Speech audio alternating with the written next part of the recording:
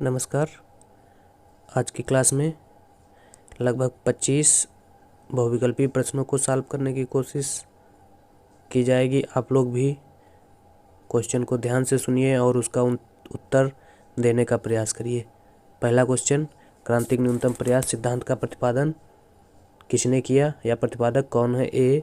Arthur Lewis, B. Leibenstein, C. Rodan, D. Karl Marx. तो क्रांतिक न्यूनतम प्रयास सिद्धांत का प्रतिपादन लेविंस्टाइन ने 1957 में अपनी पुस्तक economics backwardness and economic growth में दिया था। तो इस प्रकार से इसका आंसर बी हो जाएगा। इसके अलावा आर्थर लेविस, रोडान तथा कार्ल मार्क्स ने कौन कौन से सिद्धांत दिए, इसको भी जान लेंगे। आर्थर लेविस ने श्रम की असीमित पूर्ति का सिद्धांत दिया। रोडान ने बड़े धक्के या प्रबल प्रयास सिद्धांत का प्रतिपादन किया और कार्ल मार्क्स ने मूल्य अधिक या अतिरिक्त मूल्य का सिद्धांत दिया। तो इसका आंसर बी होगा। अगला क्वेश्चन, अदृश्य हाथ सूची फर्स्ट को सूची सेकंड से मिलाना है। सूची फर्स्ट में पहला सिद्धांत दिया है और सूची सेकंड में इनके प्रतिपादक दिए हैं। तो अदृश्य हाथ का प्रतिपादन किसने किया या अदृश्य हाथ की बात किसने की? अदृश्य हाथ की बात एडम स्मिथ ने की। 2-1 का मिल जाएगा 2 से। अगला, वॉरियर नाइट। वॉरियर नाइट पुस्तक के लेखक कौन हैं? वॉरियर नाइट पुस्तक के लेखक शुम्पीटर हैं। सेकंड का 3 से मिल जाएगा। अगला, PQLI इंडेक्स का प्रतिपादन डिमोरिस ने किया था। थर्ड का 4 से मिल जाएगा। और मूल्याधिक का सिद्धांत मार्शल ने दिया था, कार्ल मार्क्स ने दिया था।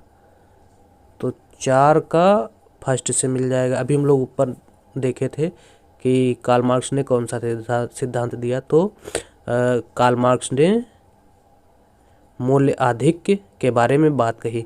तो इस प्रकार से 1 का 2 ए में है, 1 का 2 बी में है, सेकंड का 3 बी में है, थर्ड का 4 बी में है। इसका आंसर बी होगा। बी में सारे ऑप्शन सही मिल रहे हैं। अगला क्वेश्चन, ग्रेसम का नियम संबंधित है। ग्रेसम का नियम मुद्रापूर्ति, ए ऑप्शन मुद्रापूर्ति, बी रोजगार, सी मुद्रा का मूल्य और डी वास्तविक निर्गत। तो ग्रेसम का नियम मुद्रापूर्ति से संबंधित है। ग्रेसम के बारे में अगर बात की जाए तो ग्रेसम ने एक सिद्धांत प्रतिपादित किया था कि बुरी मुद्रा अच्छी मुद्रा को चलन से बाहर कर देती है। ग्रेसम एलिजाबेथ के आर्थिक सलाहकार थे। एलिजाबेथ अपने साम्राज्य में चाहती थी कि जो घिसी पिटी मुद्रा है, घिसी पिटी मुद्रा के स्थान पर नई मुद्रा का प्रचलन किया जाए। तो इसके लिए उन्होंने नई मुद्रा को छपवाया और नई मुद्रा को चलाने का प्रयास किया। लेकिन उन्होंने जो सोचा था बिल्कुल उसके विपरीत हुआ। क्या हुआ कि उन्होंने सोचा था नई मुद्रा चलाएंगे, इससे क्या होगा, धीरे धीरे जो पुरानी मुद्रा है वो हम लोग इकट्ठा करके जमा कर लेंगे, रख लेंगे। लेकिन हुआ बिल्कुल इसके विपरीत। क्या हुआ कि बुरी मुद्रा अच्छी मुद्रा को चलन से बाहर कर दिया। बुरी मुद्रा चलती रही और अच्छी मुद्रा का लोगों ने संग्रह कर लिया। इसीलिए इसके बारे में ग्रेसम ने बताया कि बुरी मुद्रा अच्छी मुद्रा को चलन से बाहर कर देती, इसलिए इसको ग्रेसम का नियम कहते हैं। ग्रेसम का नियम जो है मुद्रा की पूर्ति से संबंधित है। अगला, वास्तविक शेष प्रभाव किसने दिया? वास्तविक शेष प्रभाव को AC पिगू ने दिया था। डी सही है। बुरी मुद्रा अच्छी मुद्रा को चलन से बाहर कर देती है, यह नियम है, अभी हम लोगों ने ऊपर पढ़ा था, गोसेन का, हार्ट्रे का, ग्रेसम का, शुम्पीटर का। तो यह नियम ग्रेसम का है, सी सही है। अगला क्वेश्चन, 11वें वित्त आयोग के अध्यक्ष A N K. Singh, B Manmohan Singh, C Amartya Sen, D A M. Khusro. तो 11वें वित्त आयोग के अध्यक्ष ए.एम. खुसरो थे। अगला, इस समय 12वां वित्त आयोग चल रहा है और 12वें इस समय 15वां वित्त आयोग चल रहा है और 15वें वित्त आयोग के अध्यक्ष एन.के. सिंह हैं। वित्त आयोग का गठन संविधान के अनुच्छेद 280 के तहत राष्ट्रपति द्वारा किया जाता है, जो 5 वर्ष के लिए गठित होता है। अगला, वित्त आयोग की सिफारिशों के अंतर्गत केंद्र से राज्यों को अनुदान को क्या कहते हैं?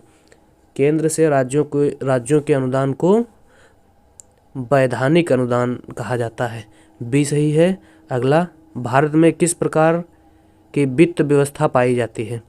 तो भारत में ए संघीय वित्त व्यवस्था, बी एकाकी वित्त व्यवस्था, सी स्वतंत्र वित्त व्यवस्था, डी स्थानीय वित्त व्यवस्था।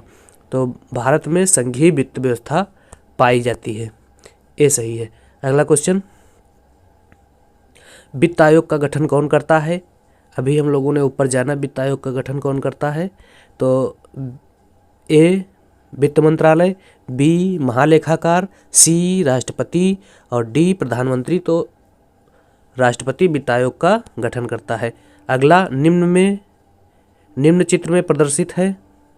तो ये निम्न चित्र में प्रदर्शित है, क्या प्रदर्शित है? ए पूर्ण रोजगार, बी अल्पाधिकार, सी अपूर्ण रोजगार और डी पूर्ण प्रतियोगिता। तो इस चित्र में पूर्ण प्रतियोगिता के बारे में बताया गया है। पूर्ण प्रतियोगिता के लिए मांग वक्र कैसा होता है? पूर्णतया लोचदार। पूर्णतया लोचदार का मतलब एक्स अक्ष के समांतर, पूर्णतया लोचदार। अगला, यदि सरकार द्वारा लिया गया ब्याज प्राथमिक घाटे में जोड़ दिया जाए तो वह बराबर होगा ए राजकोषीय घाटे के, बी आगम घाटे के, सी बजट घाटे के, डी मौद्रिक घाटे के। तो इसमें होगा राजकोषीय घाटे के। 11 का ए सही है। अगला क्वेश्चन, करारोपण में समानता का प्रतिपादन किया था। करारोपण में समानता का प्रतिपादन एडम स्मिथ ने किया था। एडम स्मिथ ने करारोपण के 4 सिद्धांत दिए थे। पहला था समता का नियम, दूसरा निश्चितता का नियम या सिद्धांत, तीसरा मितव्ययता का नियम या सिद्धांत और चौथा सुविधा का नियम या सिद्धांत। इसलिए समता का प्रतिपादन एडम स्मिथ ने किया था। 12 का सी सही होगा। अगला, लैफर वक्र किसके मध्य संबंध स्थापित करता है? लैफर वक्र कर की दर, ए ऑप्शन में कर की दर की वृद्धि की दर तथा कर दर तथा कर आय में वृद्धि की दर के बीच संबंध, सी कर की दर तथा कर आय में। तो लैफर वक्र कर की दर तथा कर आय के बीच संबंध को बताता है। उपभोग फलन दीर्घकाल एवं अल्पकाल दोनों में होते हैं। मतलब उपभोग फलन अल्पकाल एवं दीर्घकाल दोनों में कैसे होते हैं? रैखिक होते हैं। अगला, हिक्स हैंसन आईएस वक्र बताता है ए अर्थव्यवस्था में मौद्रिक संतुलन, बी अर्थव्यवस्था में वास्तविक क्षेत्र संतुलन, सी निवेश की सामान्य कुशलता को, डी निवेश बचत के फलन संबंध को।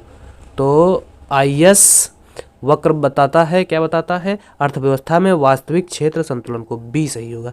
अगला क्वेश्चन, अल्पाधिकार में फर्म के साम्यावस्था की क्या शर्त है? अल्पाधिकार में फर्म के साम्यावस्था की शर्त ए पी बराबर एम आर होता है, बी एम आर बराबर एम सी, तो एम आर बराबर एम सी होता है। बी सही है। अगला क्वेश्चन 17 नंबर, समूह संतुलन के प्रत्यय को विकसित किया। श्राफा ने, हिक्स ने, रॉबिन्सन ने, चैम्बरलिन ने। तो समूह संतुलन की व्याख्या चैम्बरलिन ने अपने सिद्धांत में की थी। तो इसका डी ऑप्शन सही होगा। अगला क्वेश्चन, ओपेक तेल निर्यातक पर नियंत्रण रखता है। ओपेक तेल निर्यात पर कैसे नियंत्रण रखता है? तो ये कार्टेल बना के नियंत्रण रखता है, सी सही होगा। ओपेक की स्थापना 1960 में की गई थी। 5 देशों ने मिलकर ओपेक संगठन बनाया था। यह मुख्य रूप से तेल निर्यात करने का संगठन है जो कार्टेल के माध्यम से तेल का निर्यात करता है, और इसका मुख्यालय ऑस्ट्रिया की राजधानी वियना में है। इस प्रकार से 18 का सी सही होगा। अगला क्वेश्चन, कीमत दृढ़ता विचार दिया, मतलब कीमत दृढ़ता का विचार किस अर्थशास्त्री ने दिया? ए स्वीजी ने, बी एजवर्थ ने, सी चैम्बरलिन ने, डी मार्शल ने। तो स्वीजी ने कीमत दृढ़ता का विचार दिया। अगला क्वेश्चन 20, एक फर्म सामान्य लाभ अर्जित करती है। कब एक फर्म सामान्य लाभ अर्जित करती है? जब AR बराबर AC होता है, बी सही। अगला क्वेश्चन, किसी फर्म को अधिकतम लाभ उस समय प्राप्त होगा जब उसका सीमांत आगम बराबर हो उसका सीमांत आगम किसके बराबर हो? उसके MC के बराबर हो, डी सही होगा 21 का। 22, योग प्रमेय सिद्धांत किसने विकसित किया था? ए कार्ल मेंगर ने, बी PH विक्सीड ने, सी बामवाकर ने, डी वान बीजर ने। तो योग प्रमेय सिद्धांत जो है PH विक्सीड ने दिया था, बी सही है 22 का। 23, निम्न चित्र में प्रदर्शित है, निम्न चित्र में कौन सा संतुलन प्रदर्शित किया गया है? तो इसमें वालरा का सामान्य संतुलन प्रदर्शित किया गया है इस चित्र में। अगला क्वेश्चन, त्वरक गुणांक व्यक्त किया जा सकता है इस रूप में, मतलब त्वरक गुणांक किस सूत्र में व्यक्त किया जा सकता है? A delta Y upon delta I, B delta Y upon delta C number में delta I upon delta C, और डी में डेल्टा सी अपान डेल्टा आई। तो इसका आंसर हो जाएगा डेल्टा आई अपान सी। अगला क्वेश्चन, लाभ का लगान सिद्धांत किसने दिया था? ए टॉजिंग ने, बी हाले ने, सी वाकर ने, और डी क्लार्क ने।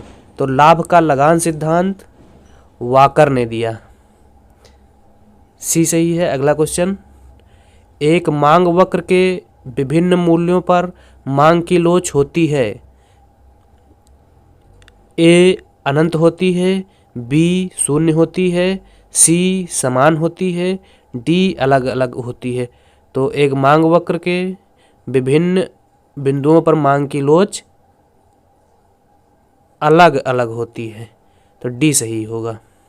जैसे ये मांग वक्र है, ये मांग वक्र है, इसके इस बिंदु पर, इस बिंदु पर, इस बिंदु पर, इस बिंदु पर और इस बिंदु पर, सब पर मांग की लोच अलग अलग होती है, तो इसका आंसर डी होगा।